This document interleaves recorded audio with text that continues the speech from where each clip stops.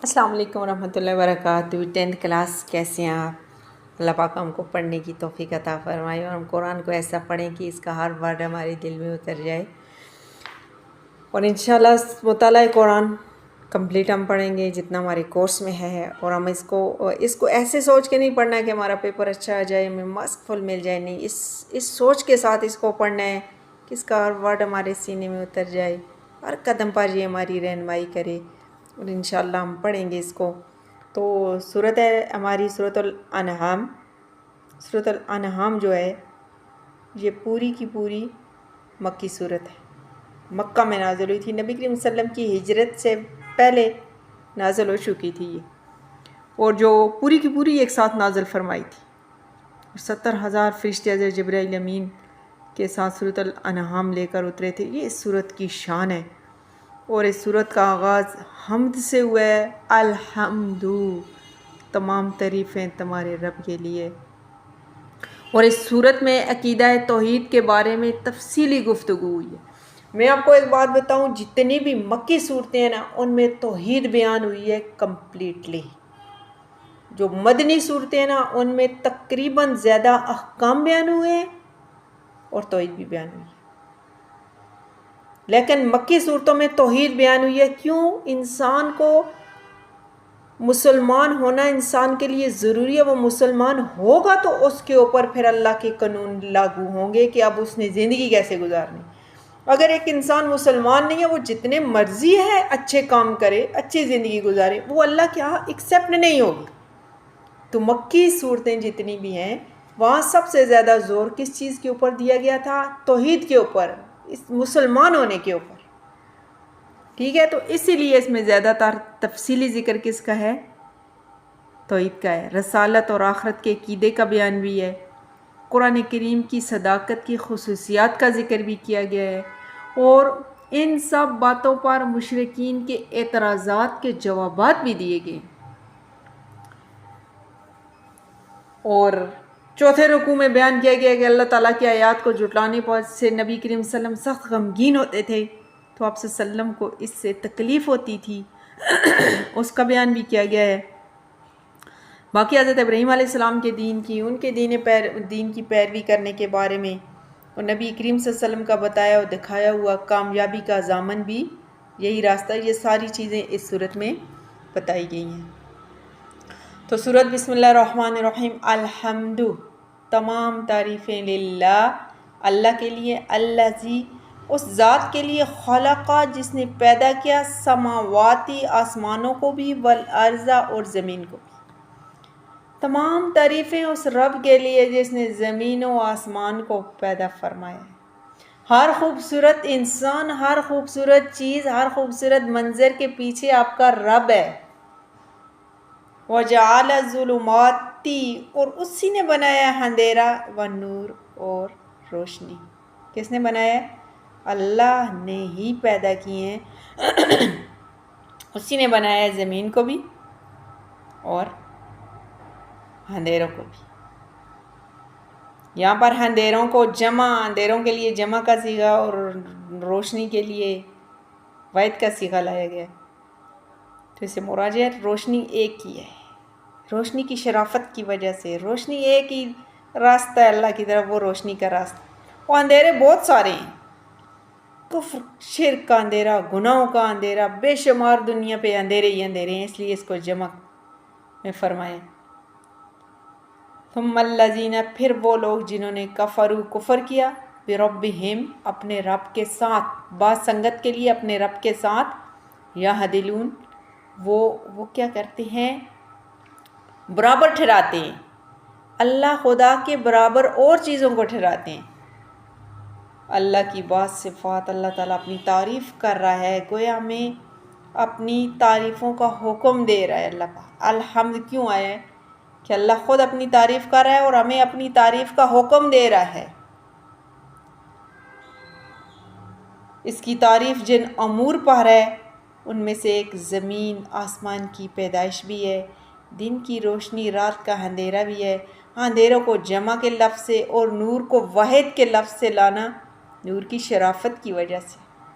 जैसे कि एक आयत में है ना, व अन्ना हाजा सिराती मुस्तकीमन, और ये मेरा सीधा रास्ता है, फत्तबिहू, इसकी पैरवी करो, वला तत्तबिहू सुबुला, और मत पैरवी करो रास्तों की। देखें पीछे हाजा सिराती, ये मेरा एक रास्ता है, वैद का सी है।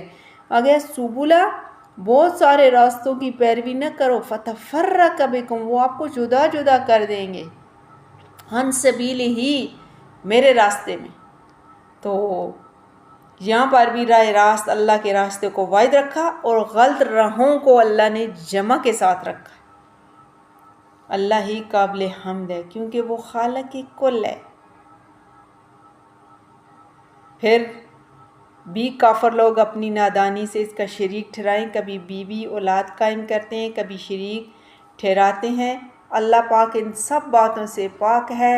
रब ने तुम्हारे बाप को पैदा किया, किससे?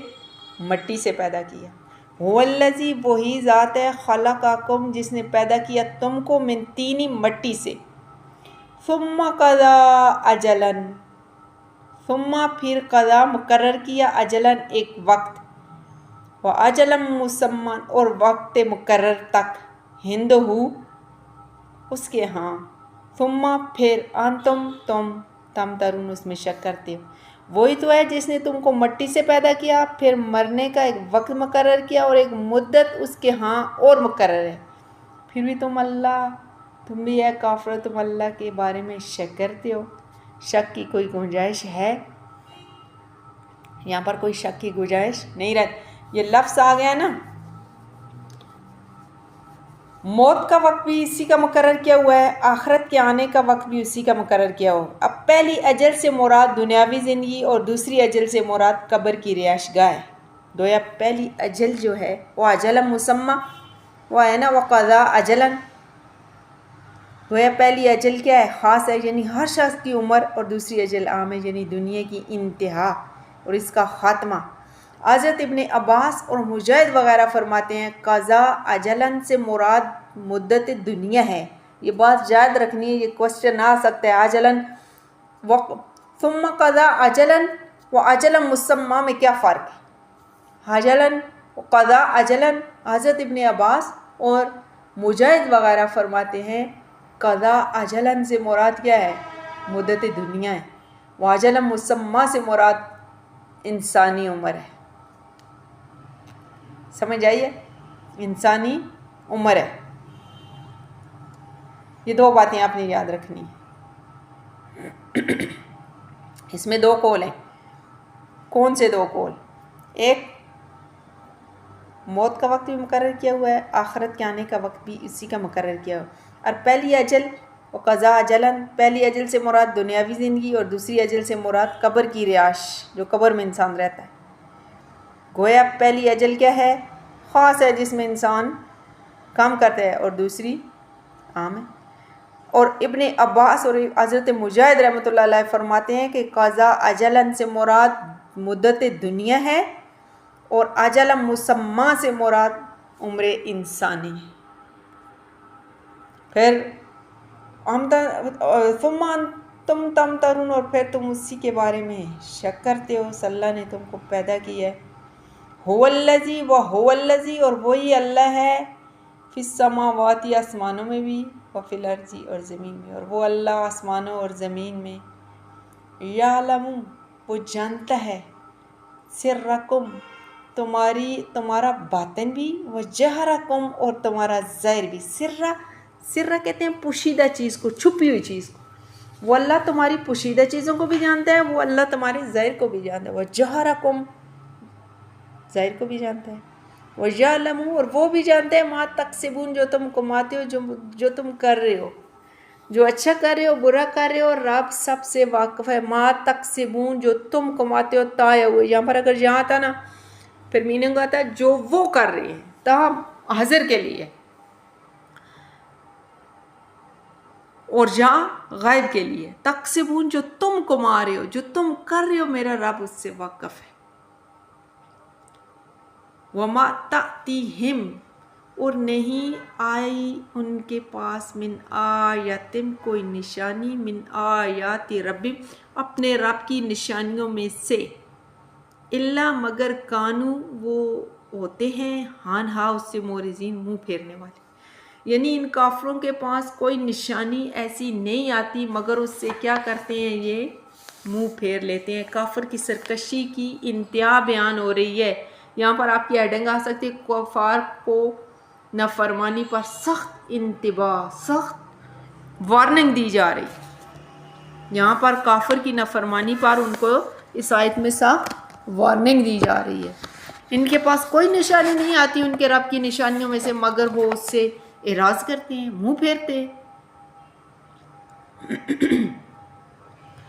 कुफार की सरकशी की इंतहा बयान हो रही है कि हर अमर की तकजीब पर गोया उन्होंने अपनी कमर कसी हुई है, नियत करके बैठे हैं कि जो निशानी देखेंगे उसी का इनकार करेंगे। इनकी ये ख़तरनाक रवश उन्हें एक दिन जलील करेगी और वो जायका आएगा कि होंठ काटेंगे, ये अपने होंठ खुद काटेंगे, हमने क्यों इनकार किया था। ये यूँ ना समझे कि हम उन्हें छोड़ देंगे, नहीं, बल्कि करीब उन्हें अल्लाह की पकड़ होगी।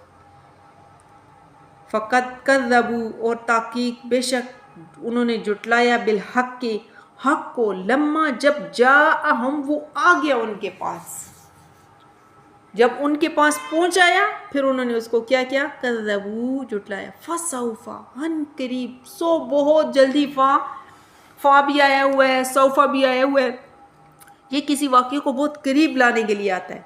तातीहिम इनके पास आ जाएगी, अम्बाउ खबर मतलब हकीकत, खबर से या मुराद क्या है, हकीकत आ जाएगी। मा कानू बी यस्ताज़िऊन जिसका वो इनकार करते, मजाक उड़ाते।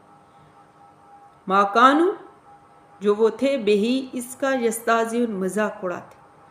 जब इनके पास हक आया तो उसको भी झुटलाया। सो उनको उन चीज़ों का जिसका ये मजाक उड़ाते अनकरीब इंजाम मालूम हो जाएगा। अलम यरौ क्या उन्होंने नहीं देखा, क्या उन्होंने नहीं देखा, कम कितनी ही, कम यहाँ पर तादाद के लिए आया हुआ है, कम कितनी ही, अहलकना हमने हलाक की, मिन क़ब्लिहिम इनसे पहले, मिन कर्निन बस्तियाँ, उम्मते, मक्कन्नाहुम कि हमने उन्हें जमा दिया था। अल्लाह यहाँ पर फरमा रहे थे इनसे पहले कितनी बस्तियाँ हमने हलाक की जिनको हमने जमा दिया था फिल अर्जी ज़मीन में। जमाने का मतलब बसाया उनको, फिल अर्जी ज़मीन में, मालम लर्जी माँ जो लम नमक्किन नहीं जमाया लकुम तुम्हें, यानी उनको ऐसी ताकत दी हमने ज़मीन में, ऐसी ताकत तो तुमको दी नहीं है। उन्होंने नाफरमानी की तो हमने उनको हलाक कर दिया, तो आप क्या मानी रखते हैं हमारे यहाँ। लम नमक्किन लकुम कि नहीं जमाया ऐसा लकुम तुमको, व अरसल नस्सा और हमने भेजा आसमान से अलैहिम उन पर मिदरारन मूसलाधार बारिश, व जहलनल अनहारा और बनाई उनके लिए नहरें, पानी तजरी वो बहती थी मिन तख्तिहिम नीचे से, उनके बागातों के नीचे से, फ़अहलकनाहुम फिर बस हमने हलाक किया उनको, बिज़ुनूबिहिम उनके गुनाहों की वजह से, व अंशाना और हमने खड़ी की, मिन बाद में उनके बाद करनन उम्मते आखिरीन दूसरी। क्या उन्होंने नहीं देखा कि हमने उनसे पहले कितनी उम्मतों को हलाक किया जिनके पाँव ज़मीन में ऐसे जमा दिए कि तुम्हारे पाँव भी ऐसे नहीं जमाए, और उन पर आसमान से लगातार मींह बरसाया, नहरें बना दी जो उनके मकानों के नीचे से बह रही थी, फिर उनको उनके गुनाहों के सबब हलाक कर दिया और उनके बाद और उम्मतें पैदा कर दी। यह तर्जुमा आपको हर हाल में आना चाहिए। ये पहली उम्मतों की बात चल रही है जो उम्मतें अल्लाह की नाफरमानी करती थी, मेरे रब ने उनको हलाक किया। उनके ऊपर मेरे रब ने नेमतें भी बड़ी भेजी थी, बड़ी बेशुमार नेमतें भेजी थी, बहुत कुछ उनको दिया था। इबरतनाक इंजाम इनकी आंखों के सामने नहीं अल्लाह इनको फरमा रहा है। वो तो कुव्वत ताकत में ज़ोर में इनसे बहुत बड़े हुए थे, वो अपनी रिहाइश में ज़मीन को बसाने में इनसे ज़्यादा कहीं आगे थे। उनके लश्कर, उनकी जा, उनकी इज़्ज़त, उनका गुरूर कहीं ज़्यादा थी। हमने उन्हें खूब मस्त मस्त बना के, यानी खूब उनके ऊपर नेमतें बरसाई। बारिश पे दर पे ज़रूरत उन पर बरसा करती थी। ज़मीन हर वक्त तरोताज़ा रहती थी। चारों तरफ पानी की रेल पेल की वजह से आबशारें, चश्मे, साफ़ पानी बहते थे। जब वो तकब्बर में आ गए, हमारी निशानियों का हकारत करने लगे। अल्लाह ने उनको इतना कुछ दिया, इतना कुछ बसाया, इतना कुछ हासिल करने के बाद हमारी निशानियों को हकारत की नज़र से देखने लग पड़े। हमारे दिए हुए माल पर इतना उतराने लग पड़े और आखिर नतीजा ये हुआ कि बर्बाद कर दिए, तहस नहस कर दिए, बोसा बढ़ा दिए गए। लोगों में उनके फसाने बाकी रह गए, उनमें से एक भी न बचा। हरफ़े गल्त की तरह सफ़ाई हस्ती से बटा दिए गए और उनके बाद उनके कायम मकाम और ज़माना आया। अगर वो भी इसी रवश पर चला तो यही सलूक उनके साथ भी होता। इतनी नज़रें जब तुम्हारी आँखों के सामने मौजूद हैं, इतनी मिसालें आपकी आँखों के सामने मौजूद हैं, फिर भी तुम इबरत हासिल नहीं करते। ये किस कदर तुम्हारी गफलत है। याद रखो, तुम अल्लाह के कुछ पसंदीदा नहीं हो, जिन कामों की वजह से औरों को तबाह करेगा, और जो तुम करते रहो तो भाई से बच जाओगे। इसी तरह जिन रसूलों को जुटलाने, उनको ना मानने की वजह से वो हलाक हुए, उन रसूलों से किसी तरह ये रसूल कम दर्जे के नहीं हैं, बल्कि उनसे भी ज़्यादा अल्लाह के यहाँ इज़्ज़त वाले हैं। यानी पहले पैगम्बरों को जुटलाने की वजह से पहले कौमें हलाक हुई थी, तो ये जो अभी जो पैगम्बर आपके पास है, ये कोई इज़्ज़त में कम है आपसे? आप इसको जुटला रहे हैं, आप बच जाओगे, अल्लाह आपको बचा देगा। अज़ाब आ जाएगा, अज़ाब आ जाएगा।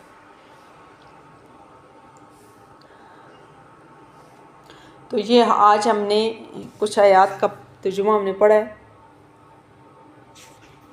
काफ़रों के बारे में। काफ़रों को अल्लाह पाक वार्निंग दे रहे हैं कि मैंने क्या कुछ उनको दिया है, क्या कुछ उनके ऊपर नाजिल किया है, लेकिन उन्होंने फिर भी हमारी आयात को जुटलाया है। तो इंशाअल्लाह इस काम में कोशिश करूँगी नोट्स भी आपके साथ शेयर करूँ। नहीं तो ये जो मेरा लेक्चर है, आपने इसके पॉइंट अपने पास नोट कर लेने हैं। ओके, अल्लाह हाफिज़, अस्सलाम वालेकुम।